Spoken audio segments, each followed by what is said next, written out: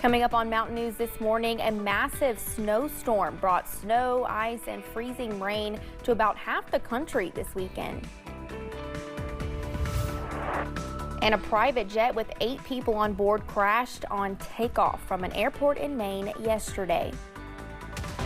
Dedicated to Eastern and Southern Kentucky, this is WYMT Mountain News This Morning.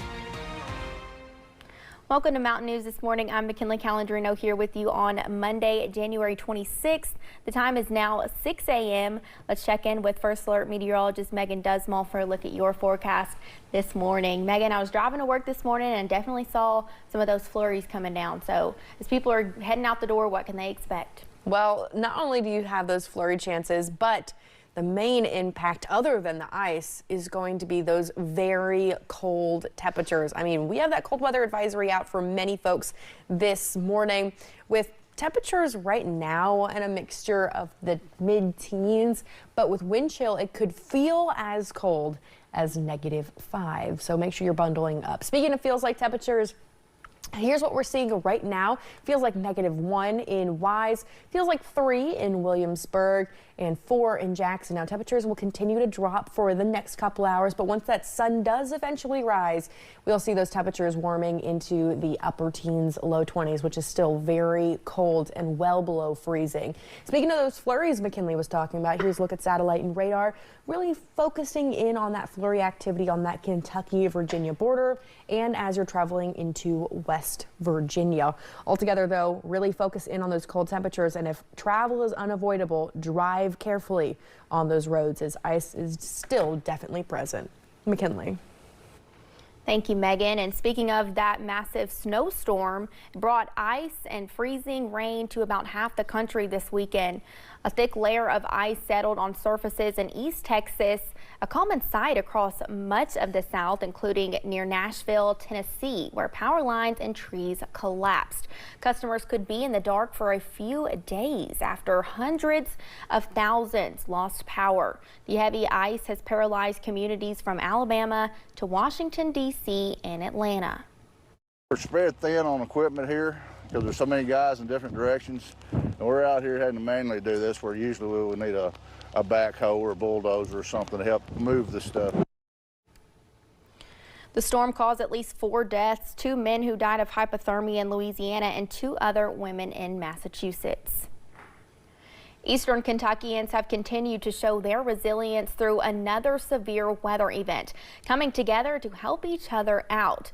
In Floyd County, Judge Executive Robbie Williams says his community is feeling blessed, thanks in large part to the efforts made by first responders who have been working relentlessly to make sure people remain safe during the winter storm.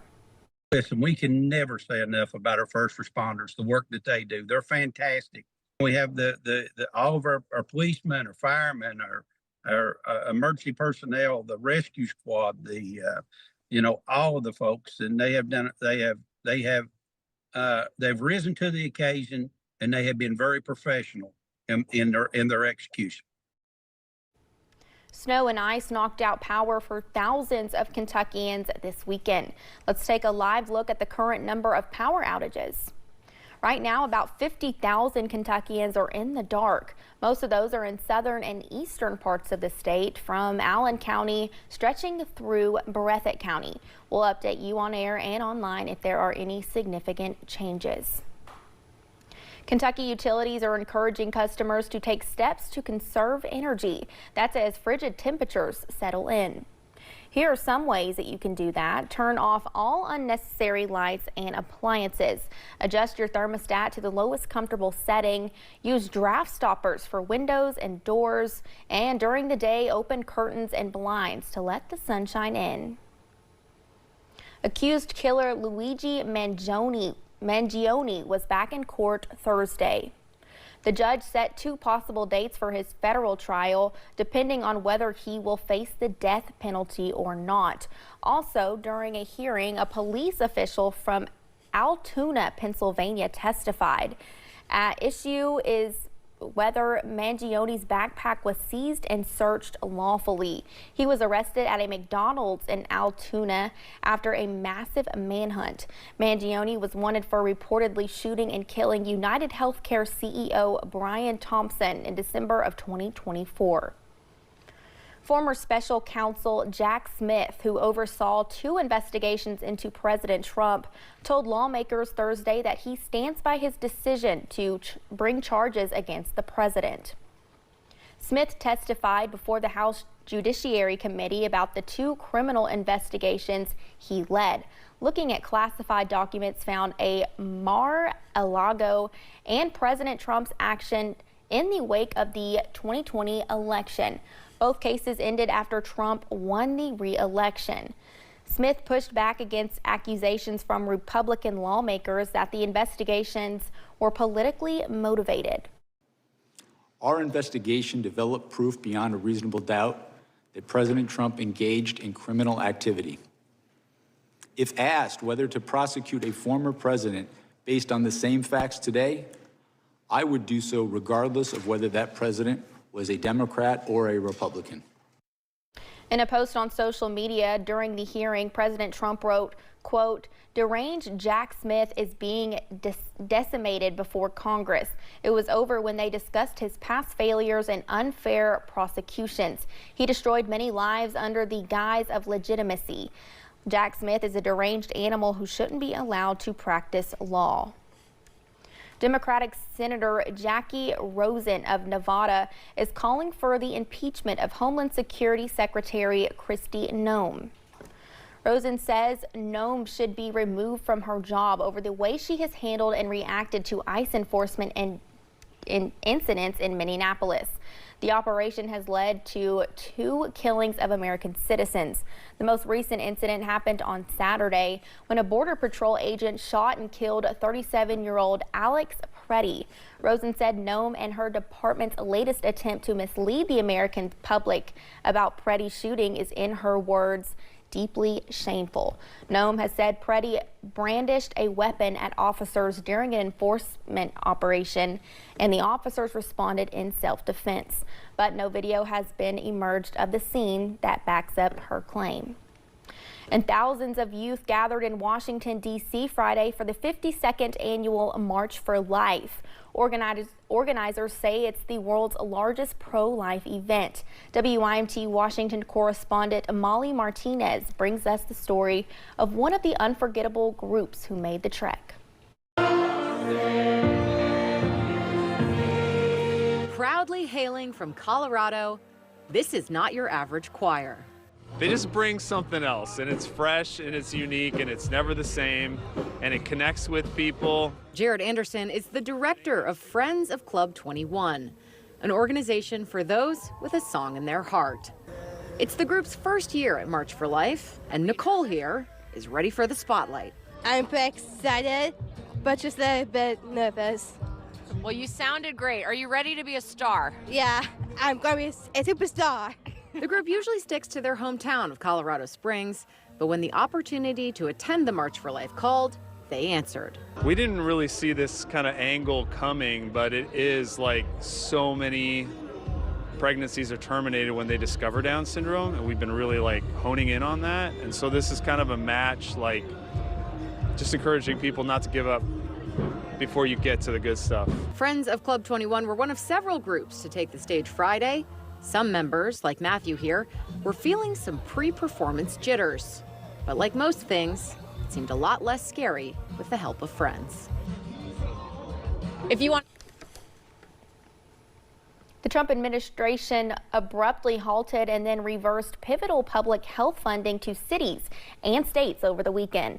Within hours of the funds being canceled, a spokesperson confirmed the pause had been lifted and no grants were terminated. The spokesperson says the pause was to implement a new review process to ensure funds are used for their intended purpose. These grants support lab testings, emergency preparedness, patient care, and public health jobs. President Trump signed a new executive order last week aimed at boosting the sluggish housing market. The median home price is $430,000, up just 0.4% since December of 2024, but up nearly 30% since 2020.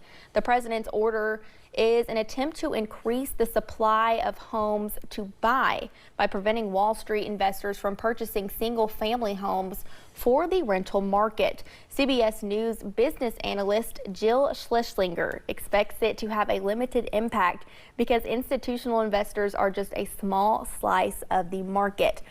She adds several other factors are causing headaches for potential buyers. Dramatically. But that overall price, a 6% mortgage, high property taxes, high insurance costs, makes affordability a very difficult hurdle to get over if you're a first-time home buyer. According to Freddie Mac, the mortgage rate for a 30-year loan is 6%. She says people should feel okay renting right now if it is a better alternative and stash extra money away in savings or retirement. Billionaire Elon Musk says artificial intelligence will be smarter than all of humanity by the end of the decade. The Tesla and SpaceX CEO made the prediction at the World Economic Forum in Switzerland. He expects his humanoid robots to hit the market next year, moving from labs into homes.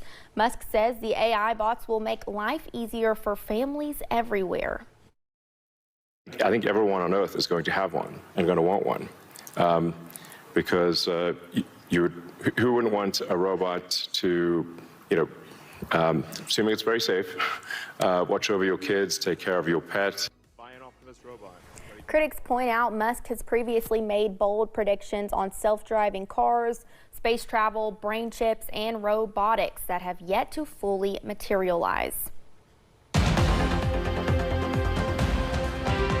And folks all across the Commonwealth saw that winter storm move through this past weekend, and we're still going to see that accumulation on the ground for a long time as those temperatures remain below freezing. Here's a look at Rowan County, just 4 miles northeast of Moorhead. Some snow accumulation on the ground. They didn't see as much ice as some of our southern counties, but still part of their forecast. So everybody here in eastern Kentucky, make sure if you are heading on those roads, you are driving carefully. Another thing to look out for are those temperatures, what feels like for many folks in the single digits, even feeling like -1 in Wise this morning. Thankfully, it does warm up a little bit, not by too much, with high temperatures in the upper teens and low 20s. We are also looking at a few flakes flying as you're heading out the door. McKinley. Thank you, Megan, and thank you for getting your day started with us here on Mountain News this morning. Coming up, staying on top of your pet's flea and tick treatment can be a hassle. But what if you could give your dog a treatment that lasts the entire year?